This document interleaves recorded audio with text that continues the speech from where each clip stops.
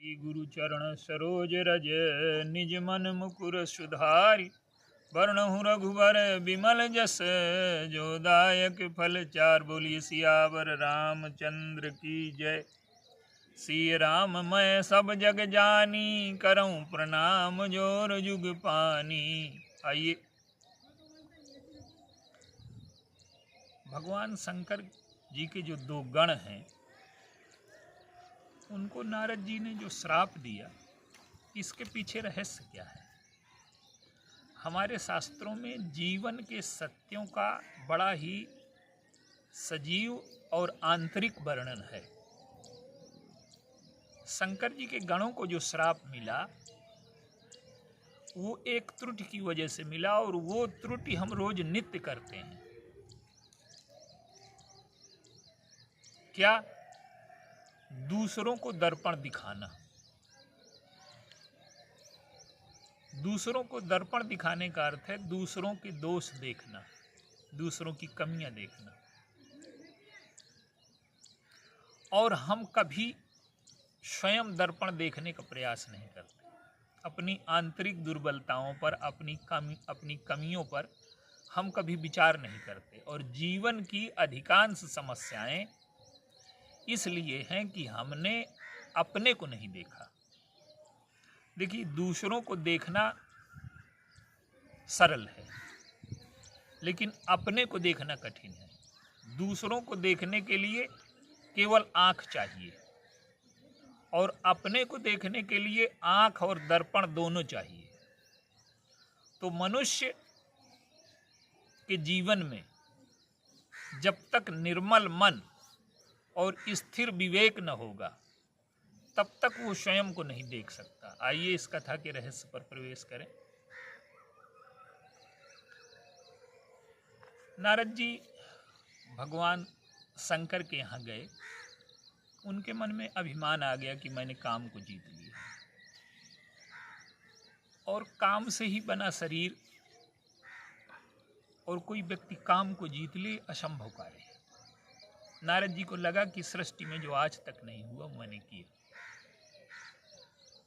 अब उनके मन में अहंकार आ गया, और अहंकारी व्यक्ति तुलना अवश्य करता है। अहंकार बिना तुलना के होता ही नहीं। तो उनको लगा कि काम विजेता हम भी, काम विजेता शंकर जी भी। अब देखें कि इनके मन में हमारे काम विजय की क्या प्रतिक्रिया होती है। शंकर जी को गए, अपनी विजय गाथा सुनाने लगे।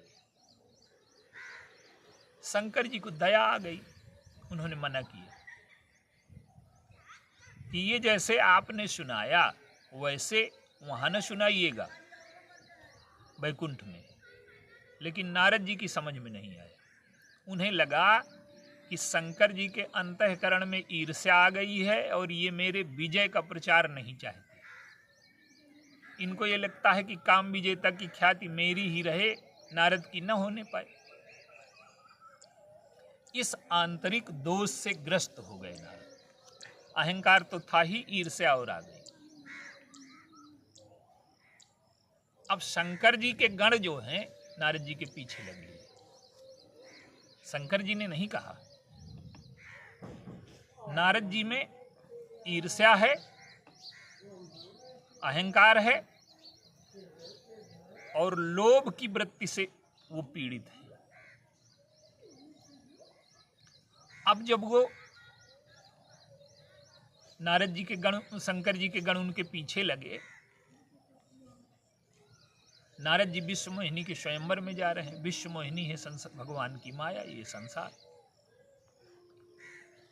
और भगवान ने कहा भी कि कुपथ्य मांगेगा अगर रोगी तो वैद्य देता नहीं है, मैंने तुम्हारा हित सोच लिया है। अब नारद जी को लगा कि मुझे भगवान का रूप मिल गया। वो भगवान का रूप मांगने गए थे, और भगवान का रूप तो मिलता है जब व्यक्ति सारी दुर्बलताओं से, वासनाओं से मुक्त हो जाता है। तो नारद जी को लगा कि मैंने भगवान का रूप पा लिया, लेकिन भगवान ने नारद जी को बंदर बना दिया। बंदर बनाने का अर्थ है कि उनके अंतःकरण में जो वासना है, तो वासना की आंतरिक कुरूपता को न देख पाने की वजह से प्रत्येक कामी अपने को सौंदर्य का प्रेमी मानता है। नारद जी चले जा रहे हैं और शंकर जी के जो गण हैं वो पीछे पीछे लगे। विश्व मोहिनी के जब स्वयंवर में गए तो विश्व मोहिनी ने नहीं देखा। ये भगवान की कृपा है। या तो संत आकर्षण से बचे और या फिर माया संत की ओर न देखे। उन्होंने भगवान की कृपा को नहीं समझा क्योंकि उनका अंतःकरण पवित्र नहीं। अब जब भगवान विश्व मोहिनी को लेकर के चले गए तो जो शंकर जी के दो गण हैं वो नारद जी से कहते हैं कि निज मुख मुकुर बिलोकहु जाई। पहले तो वो कूट करते हैं, करहि कूट नारद ही सुनाई और दीख नीक दीन हरि सुंदरताई। भगवान ने बड़ी सुंदरता इनको दी है। अब नारद जी को लगता है कि ये सत्य कह रहे हैं और अगल बगल वालों से सावधान रहिए कि वो कब व्यंग से कह रहे हैं, उपहास से कह रहे हैं, सत्य कह रहे हैं। अब नारद जी के पास तो दर्पण था नहीं। वो अगर देख लिए होते दर्पण में तो उपहास से बच जाते।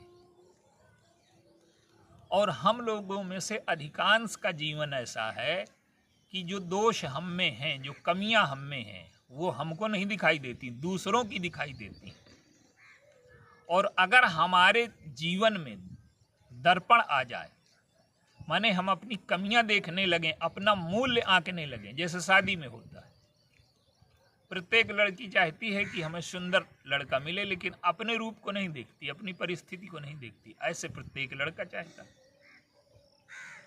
तो जब हम सामने वाले से अत्यधिक उम्मीद करते हैं और अपनी ओर नहीं देखते, ये जीवन में दुखों का मूल कारण है। अगर हम अपने को तौलना जान जाएं, अपने को देखना जान जाएं, अपने को समझना जान जाएं, अपने को हमारा क्या मूल्य है, अगर ये हम तय करना सीख जाएं,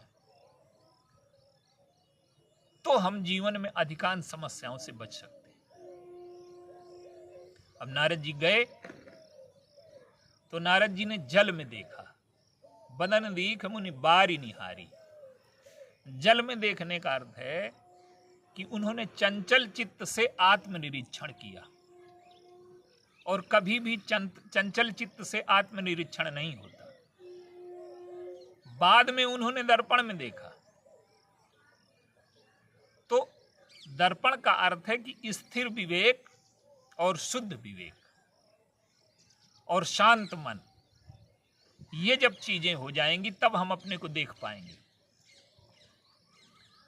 तो नारद जी को ये ग्लानि नहीं हुई, ये लज्जा नहीं आई कि भगवान ने हमको बंदर का रूप क्यों दिया। उन्हें क्रोध आया शंकर जी के गणों पर जो सत्य दिखा रहे थे, लेकिन शंकर जी के गण नारद जी से नीचे गिर चुके हैं। नारद जी के अंतःकरण में वासना है, लोभ है, लेकिन शंकर जी के जो गण हैं उनको विवाह तो करना नहीं, लेकिन वो इसलिए आए हैं कि कब नारद का पतन हो और हम हंसें। दूसरों की पीड़ा पर, दूसरों के पतन पर, दूसरों के विनाश पर जो हंसने वाले हैं वो रावण बनने के मार्ग पर जा चुके। तो रुद्रगण जो हैं, शंकर जी के गण जो हैं, वो नारद जी से ज्यादा नीचे की माने स्थिति में है।